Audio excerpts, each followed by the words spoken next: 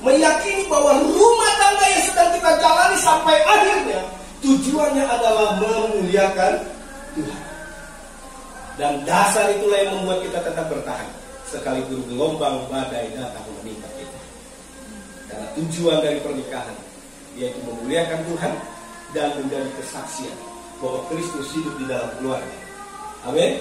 Puji Tuhan. Nah, bagaimana itu bisa dan harus? Bagaimana itu kita akan hadapi? Yang pertama, pesan pernakna di dalam masuk lamaran pernikahan, persiapan pernikahan ini. Yang pertama, pernikahan harus dibangun dasarnya adalah kasih Kristus. Coba bilang sama Kesia, kita harus bangun dasarnya adalah kasih Kristus. Kita harus bangun dasar kasih Kristus.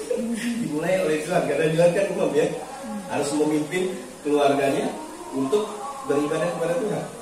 Kesia juga, aku akan mendukungmu. Aku akan mendukung. Luar biasa. Ya, ingat ini.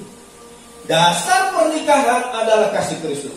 Kalau dasarnya di luar daripada itu, sangat amat mudah Bapak Ibu Saudara, pernikahan akan tenggelam dengan badai dan pergumulan yang luar biasa itu.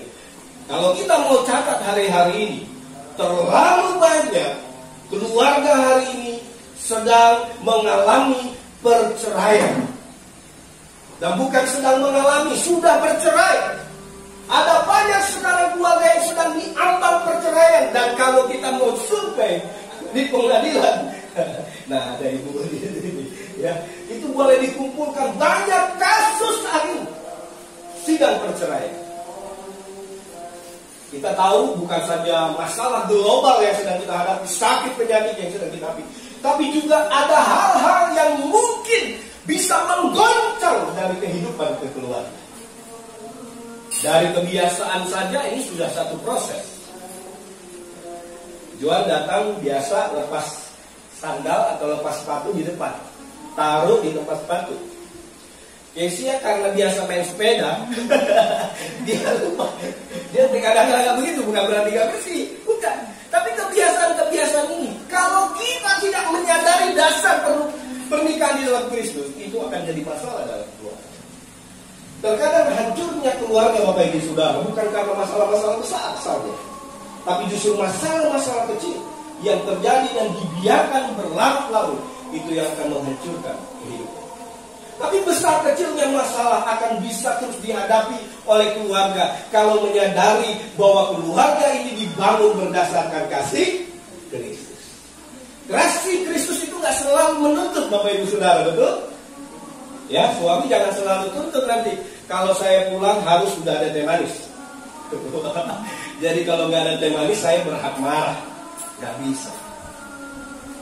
Terkadang malah kalau perlu kita udah capek-capek melihat istri tertidur di kursi karena nunggu kita larut malam gak datang, kita diam-diam buat di dapur.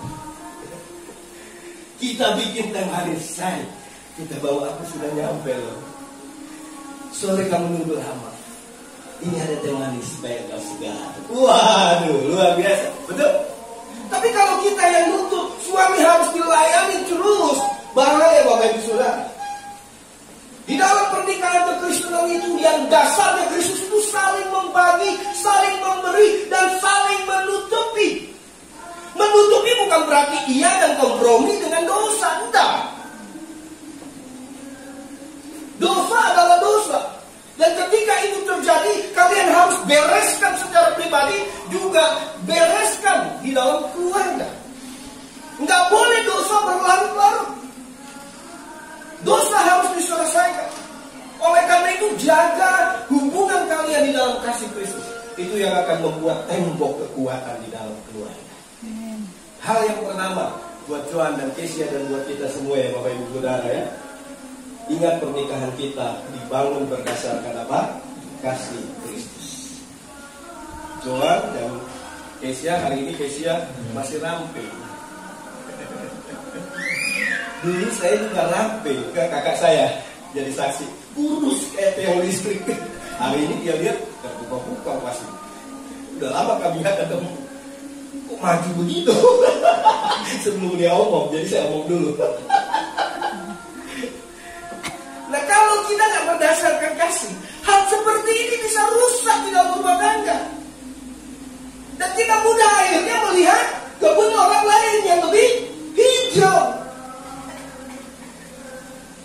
Jadi penting sekali dasar rumah tangga yang kita akan hadapi, kita jalani harus dibangun dalam kasih Kristus. Dan bagaimana caranya? Seperti yang Papa sudah bilang tadi, bangun mesbah dengan Tuhan. Banyak baca firman Tuhan. Renungkan. Engkau enggak menjadi orang yang ketinggalan zaman kalau engkau menyediakan waktu buat Tuhan. Engkau bukan menjadi orang yang akan kehilangan banyak rekan dan kawan kalau engkau punya waktu beribadah pada Tuhan. Ada banyak kan orang sekarang malu beribadah atau tidak mau beribadah takut kehilangan rekan, kerabat. Betul? Nah, tadi sudah dijelaskan, saya nggak usah kotahkan lagi. 5 dasar atau fondasi yang utama harus di dalam keluarga, yaitu istri. Hati-hati, setahun 2 tahun kita begitu 5 tahun lupa, begitu temannya datang, ayo, mari kita cabut. Lupa kita ada istri, kita tinggalkan bermalam-malam, berminggu-minggu. Nggak boleh.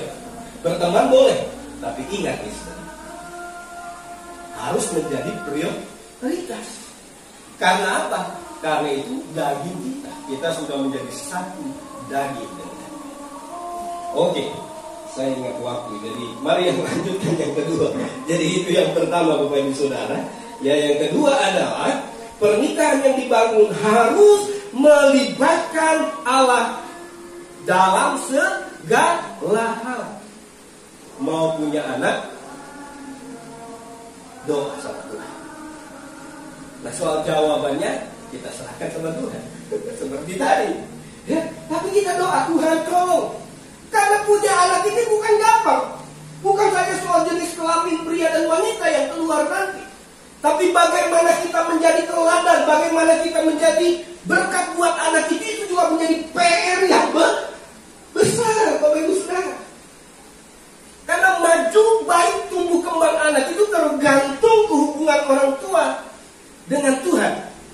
Kalau engkau memiliki hubungan dengan Tuhan dan selalu melibatkan Allah di dalamnya, itu akan mempengaruhi kemana engkau akan pergi. Dan bagaimana Allah akan mencurahkan berkat-berkat dalam keluarga. Manusia boleh menghalangi, kawan, rekan, sahabat, bos, atasan kita boleh menghalangi, tapi tidak ada yang bisa menghalangi Allah yang bersama-sama dengan kita. Kalau Allah punya berkat sudah disediakan buat kita, tidak akan